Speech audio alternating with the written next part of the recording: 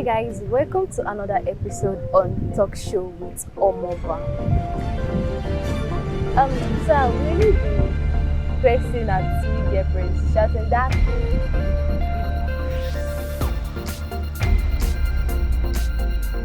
So before I proceed, I would love to introduce our guest for today.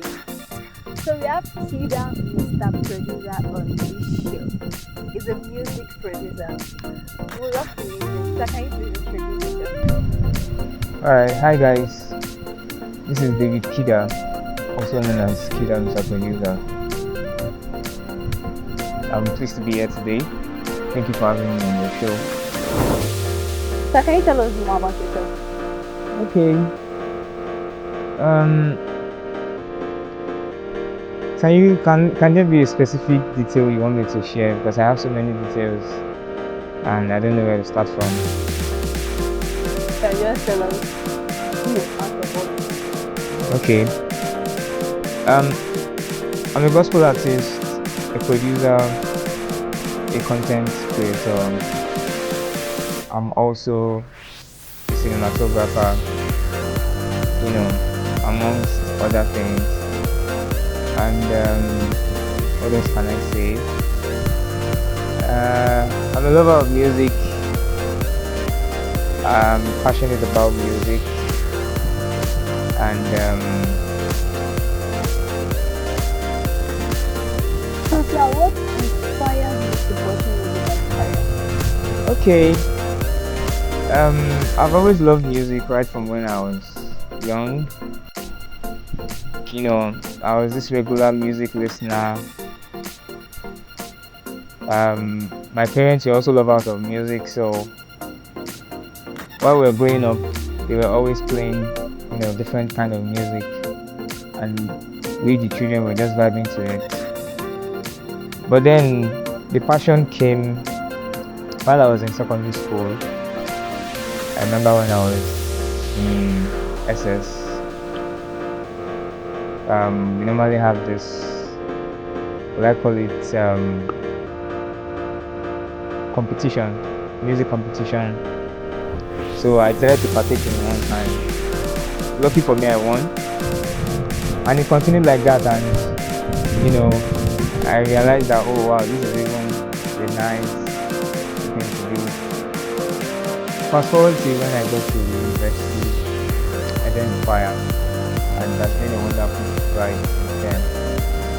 So what really inspired, because that's the question, what inspired me to pursue music? Music to me is music is what's that word I can use? Music is different from the regular thing you listen. Music touches the soul. There are different things that music do to people. So music to me is like a soul lifter. Anytime I listen to music or anytime I tend to want to do music, there's this flow that comes in. So it's just above the regular. So to me, I just fall in love with music. How much do you pay Kulubele to promote him? Because you're always, I can see. Okay. He didn't pay me anything. Neither did I, pay him for promotion or anything. I've always been following him since April, May, thereabout. I've been seeing his content, and I kind of fell in love with him.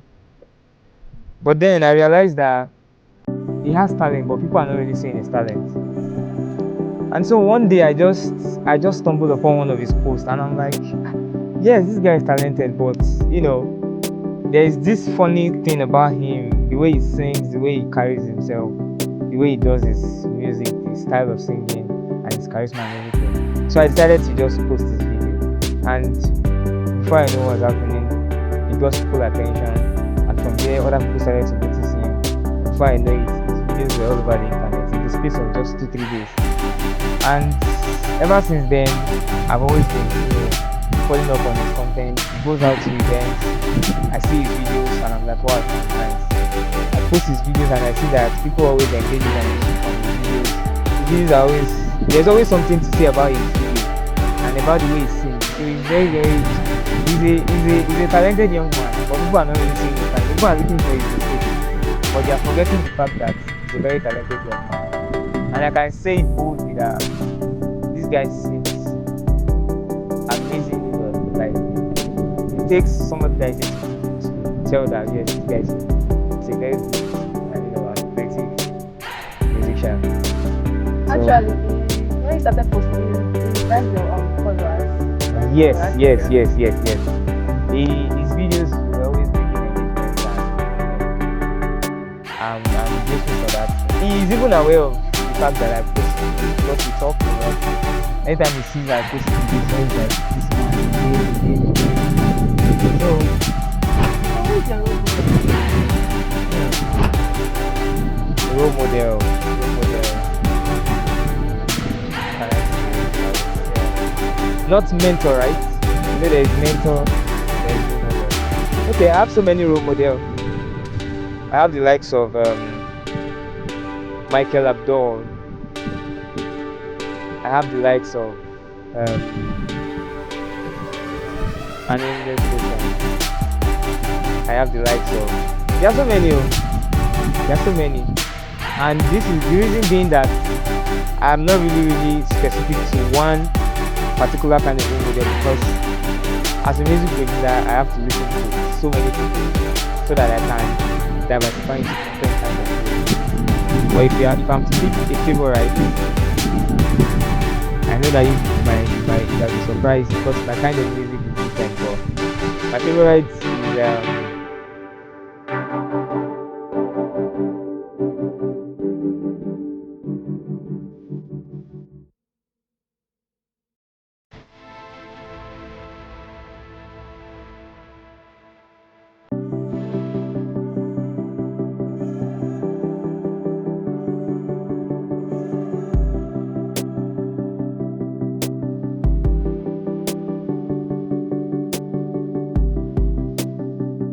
but if I'm to pick a favorite, I know that you might be surprised because my kind of music is different. But my favorite is Great Mount Tackle. I don't know if you know. Do you know Great Mount Tackle? Do you know Great Mount Tackle? That guy is I love his music. And before I even started music production, that was if you listen to the style of music, that was the kind of music I was doing then.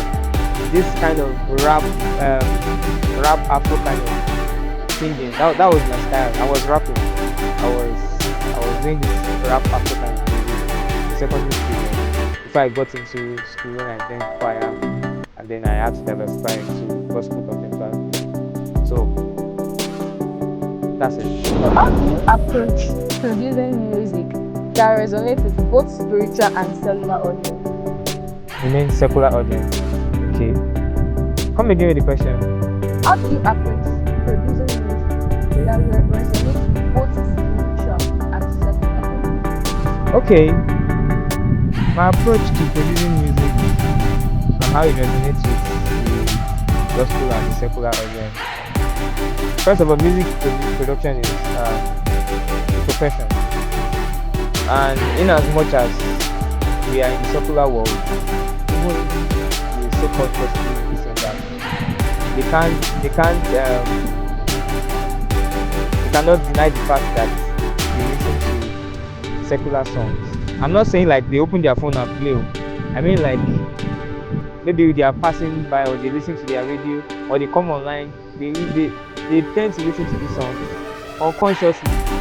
You get so as a profession, I'm not really. Yes, I produce secular songs for some secular artists, but I don't really go deep into it because I'm always being careful. Being a gospel artist and having to produce secular songs, I'm always being careful. If you are coming to me as an artist and you want to produce a secular music, and I listen to your music and your music is not good, I would work with you as a musician, I mean as your producer. Because one thing as a producer is the songs you produce, unconsciously, those songs they tend to, you have to be in the song before you can get the best within that song. So sometimes when I listen to your song and your song is not really moderate, I don't there are so many artists that come to me. Many of them are secular artists. Like look at the ones that have worked with, and the ones that know what they are doing, and the ones that their lyrics are well defined and they have a good lyrics. So those are the ones that I tend to produce. For the gospel ones, I'm always open, except for the fact that I don't work with everybody because I'm really not fully into the commercial aspect. You look at it, the gospel singer and the producer, if you merge the two together, it's not an itself. So I don't really do everything. So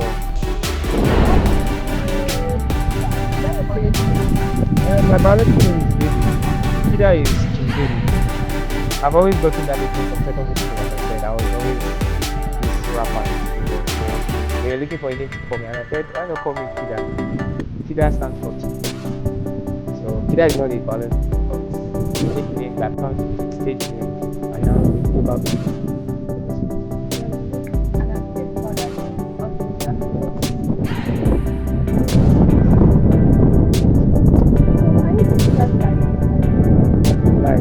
life is a journey, and not just a journey. Life is a unique journey because I tend to see life as everybody has their life. Have we always asked ourselves this question? Why am I born as this person? Why am I not born as down? Why am I not born as Bishop Kulubele? Why am I born as who I am? So when you look at it, you see that you have your own unique destiny. So life is a unique journey in the sense that you have your own life to live. There is a plan or purpose for you to achieve in life. And yes, you might be dreaming to want to be Dangote, you might be dreaming to want to be the richest man on earth, but God says no, you are unique. You have there is a reason why you are created. So I see life as a unique journey.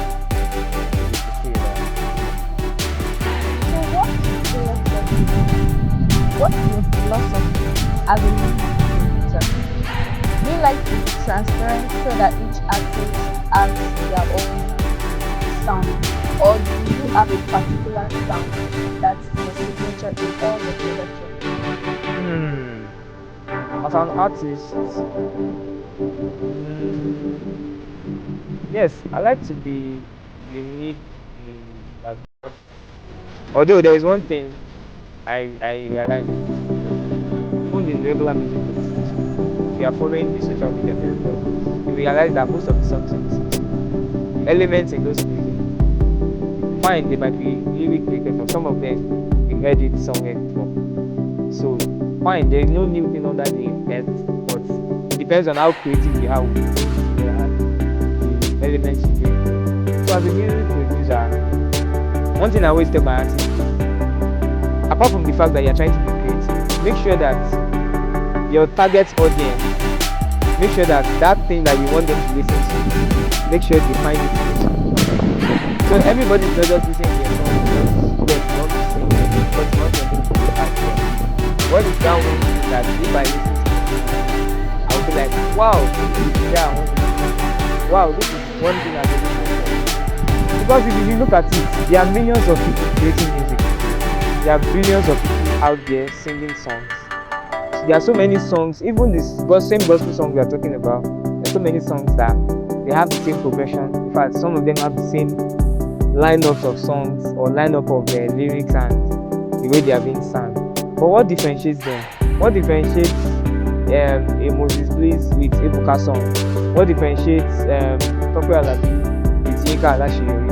There is this unique thing in their music that makes me want to. Sometimes, yes, they are singing the same music, but I want to listen to this person. So as an artist, I always tell you that what is that one thing that people want to listen to your song? So if you have not gotten that thing, if you have not found out about that thing, then you are not ready for it.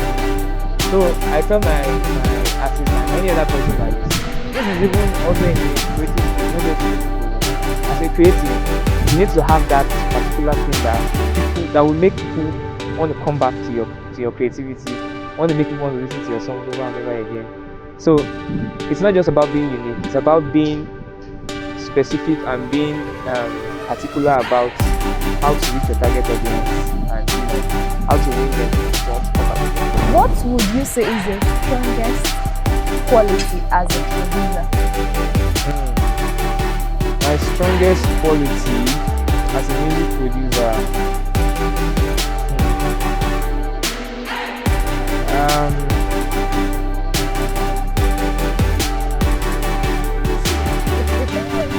This question, okay, let me try to answer it in a way that you understand. I think when you say quality, you mean let's be more specific here. When you say quality, how do you mean? Like, maybe you can give an example so that I can give a more precise answer. For example, now the quality of the music that you play, maybe you're producing particular music, so the quality that's Okay.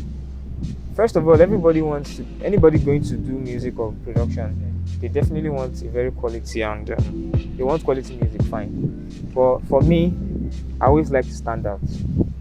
I think I also said that in my previous answer. I like to stand out. And how do I stand out? Fine. We have done the music the way any normal person would do it. But I like to always spice it up with something unique and something different. Even if it's 1 second.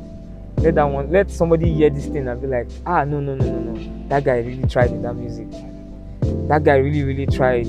Even you as an artist, even if you don't have a voice or your voice is not really good, and I produce for you, your target audience will definitely tell you that no, you really tried in this music. That your producer really, really tried in this music. So the qualities I tend to put in my